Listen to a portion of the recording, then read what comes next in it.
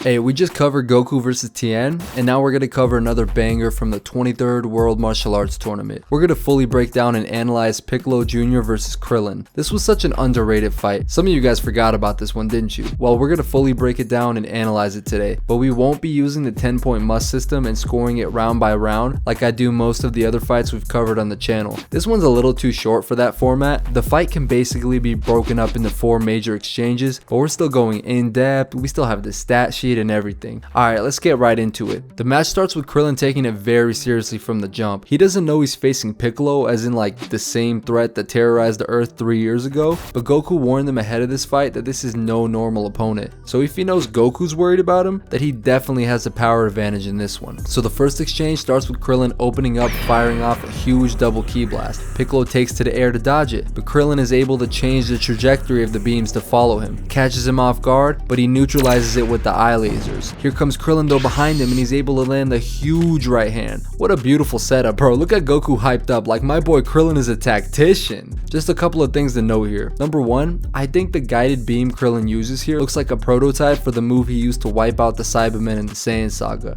It looks like with training he made it more powerful, consolidated the beams, and of course showed even better ki control by being able to split it into multiple blasts. I don't know, maybe I'm reaching here, but I always thought this was an evolution of the move he uses here against Piccolo. Also, this setup in general is just so clean. I mean, Krillin knew he was up against it, and he wasted no time in warming up, taking it slow. He knows he has to throw heavy shots and set them up very well right off the jump to get Piccolo's respect, otherwise he has no chance. Piccolo eats it though and regains his composure, gives Krillin his props, and comes back down ready to continue. Krillin definitely takes the early lead here, but let's take a look at the next major exchange of the fight. Krillin leaps at Piccolo with the right hand, but it gets dodged easily. Krillin immediately follows up though, while Piccolo's in a vulnerable position on the back foot. Comes in with a flurry of punches. Piccolo is parrying and catching these shots, but you can tell he's feeling the pressure. Doesn't want Krillin, the shorter fighter, on the inside like this, where he has the advantage. This exchange reminds me of the start of Goku versus Demon King Piccolo that I covered on the channel. Check that one out if you haven't seen it. Piccolo disengages, tries to build some distance, but Krillin is not letting off the pressure, and he follows him to the air. He runs into a trap here though, because he gets caught by this huge head kick that sends him flying back down. They think it's gonna be a ring out, but Krillin catches his fall by levitating and making it back into the ring. This again was a nice touch, because you gotta keep in mind this is the first time we've seen Krillin flying in the show thus far. So already we've seen Krillin has a much deeper bag and better fight IQ than he did in the last tournament. The only thing he screwed up on here is he could have used a better shot selection when he had Piccolo on the ropes, and also just been more defensively responsible when he had to close the distance on Piccolo the second time around.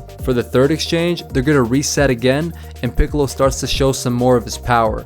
He's locking in more and more as he sees that his opponent is actually legit. Krillin's definitely feeling his aura and he's getting nervous, so he's gonna come in again very direct, throwing a flurry of 1-2s, and Piccolo's having the easiest time of his life dodging. Here comes a few kicks, more punches. He just can't land, can't even close the distance. He's getting nothing but cape. Piccolo bounces to the other side of the ring. Krillin tries to follow up, but hits the brakes when he sees Piccolo gearing up for a counter. He doesn't want to get overly aggressive and get caught again like he did the last time with the head kick. Piccolo sees that he's made the adjustment, so he forces Krillin into the exchange by stretching out his arm like a true Namekian, grabbing him by the leg and pulling him into a massive right hand that connects flush on the jaw. He thinks it's game over, but look at the granite chin by Krillin. He actually eats it and comes right back at Piccolo. Bro, this takes balls. He knows he has zero shot at range and he has to close the distance, but the only way he can close the distance is by taking huge risks like this to catch Piccolo off guard, like coming back in before he can even fully recover from a huge shot. Piccolo's shocked, but he's able to duck under the punch attempt and land this double kick that sends Krillin into the air. And this leads us into the fourth and final exchange of the fight. Piccolo knows that Krillin is hurt and that one good shot's gonna be able to put him away, so he follows him up to the air where, again, he has the advantage. He's much better at flying, he's more powerful, and he has his opponent hurt. But check this out, Krillin with the bait. Piccolo winds up a huge right hand because he doesn't respect Krillin's potential counter. I mean, he's shown he can't really hurt him badly with the punch, even when he's fresh, but Krillin counters with the point blank range Kamehameha to the face. He never gave a tell that he was charging ki. It only showed up at the last moment. Beautiful bait and counter, but Piccolo's reflexes were top notch, just good enough to dodge on pure instinct, and he gets behind Krillin and hammer fists him to the top of the dome, which by the way I'm gonna put on the screen here every time just from the videos I've already covered discovered that I've seen Piccolo doing this maneuver. Call him Mr. Double Axe Handle at this point because that's his favorite form of brain damage. Anyways, Krillin is falling down and he takes a really hard fall on the ring tile. They all think he's out, but he stands up for the last time,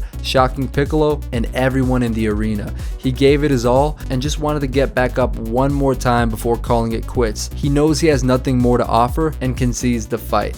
Piccolo was the winner, but Krillin proved that he was an elite fighter, going up against the final villain of Dragon Ball and catching him off guard multiple times with some amazing setups. He made a great account of himself and won everybody's respect. See, here's the thing I love about this fight, and the OG Dragon Ball in general. The stakes don't have to be life or death for there to be a compelling fight. Take this fight and the one I just covered, Goku vs Tien. Nobody got killed or brutally finished, but it was just fun and we got to see a lot of really unique style matchups. Don't get me wrong, higher stakes do elevate the fights, but I would have loved if we got some of these diverse matchups in DBZ with some decent sportsmanship.